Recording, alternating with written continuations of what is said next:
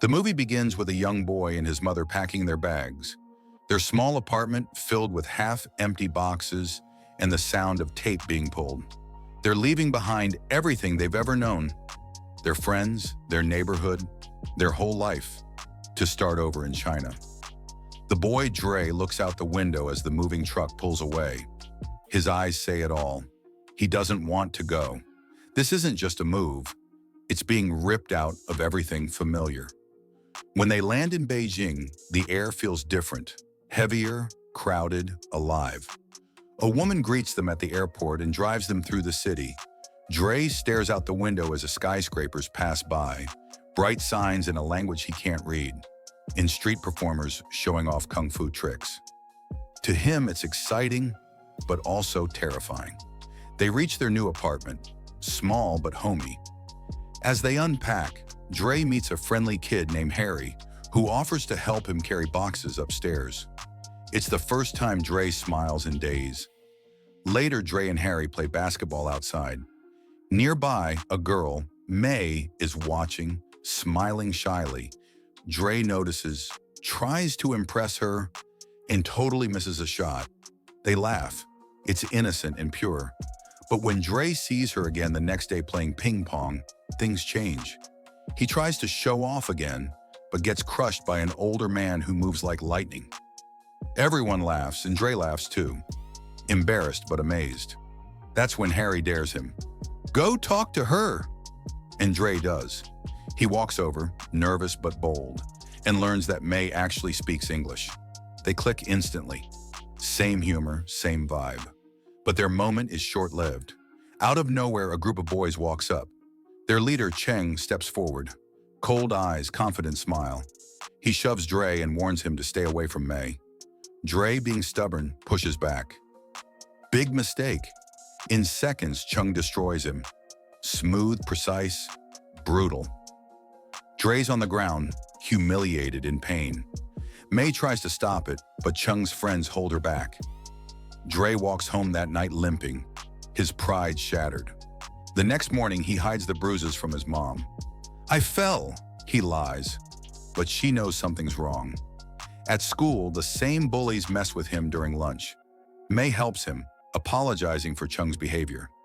Dre forgives her, but he's scared. Terrified, actually. Later, when the bullies trash his backpack again, he runs home in tears. Passing by a kung fu school, he stops. Through the window, he sees Cheng inside, training with others, fierce, disciplined, powerful. He drags his mom away before Cheng sees him. That night, Dre breaks down. I hate it here, he screams. Everything's awful. Han, their quiet maintenance guy, overhears everything from the hallway. The next day, while walking home, Dre's ambushed by Cheng and his gang again. They corner him in an alley. Just as Cheng's about to throw the first punch, Han appears. He catches Cheng's arm mid-swing, and then, boom. What happens next is pure martial arts mastery. Han moves like water, blocking, dodging, striking, taking down every bully with ease without ever actually hurting them. When it's over, the kids run. Dre just stares in shock. You know Kung Fu? Han simply says, I know peace. He takes Dre home, treats his wounds, and for the first time, Dre feels safe. Han decides to settle things properly. He visits Cheng's dojo, a cold, strict place where students shout in perfect unison. The Master Li preaches one thing: no mercy. Han steps in and challenges him. Your student hurt my friend. Let's settle this in the tournament. Li smirks. Fine. But until then, no fighting. The deal is set. Han starts training Dre, but instead of punching and kicking, Han makes him do the same boring task. Put on his jacket, take it off, hang it, pick it up again. Every single day, Dre gets frustrated. This isn't Kung Fu, it's laundry. But Han just says, see you tomorrow.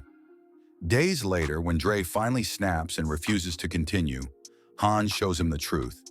Every jacket motion was a Kung Fu move. The defense, the stance, the focus. Dre's mind is blown. Training officially begins. They travel to a breathtaking mountain temple where monks practice in silence. Han tells him about the Dragon Well, a mythical spring said to give strength to those who respect it. Dre dips his hands into the water, believing in the legend. From that moment, something changes. Training gets harder. Sunrise to sunset. Balance, precision, patience. Dre learns pain, but he also learns discipline. Slowly, he transforms. Back home, Dre reconnects with May. He helps her practice violin. She helps him study Chinese. They laugh, share food, and sneak out to a lantern festival. Fireworks light the sky, and for a moment, Dre feels happy again. But happiness doesn't last. May's father catches them and forbids her from seeing Dre crushed. Dre goes to Han's workshop, only to find him drunk, breaking a car to pieces. Han tells him the truth.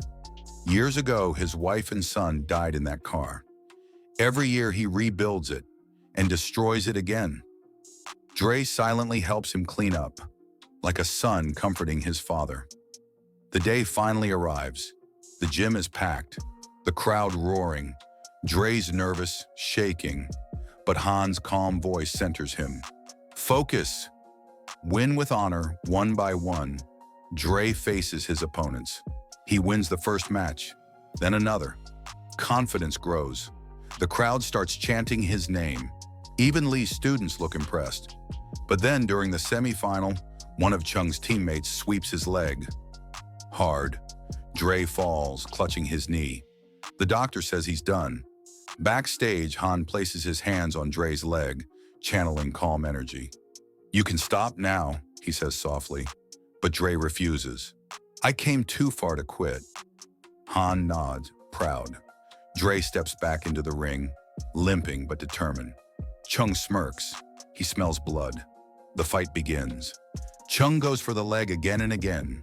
Dre blocks, dodges, endures. The crowd screaming, May's crying, Han's watching silently. And then, silence. Dre steadies himself, remembering the cobra stance he once saw. He mimics its focus. Stillness before the strike. Chung charges, Dre dodges, spins, bam! A perfect hit to the face. Time freezes, Chung drops. The referee counts. 1, 2, 3. It's over. Dre wins. The arena explodes in cheers. Chung, humbled, picks up the trophy and hands it to Dre.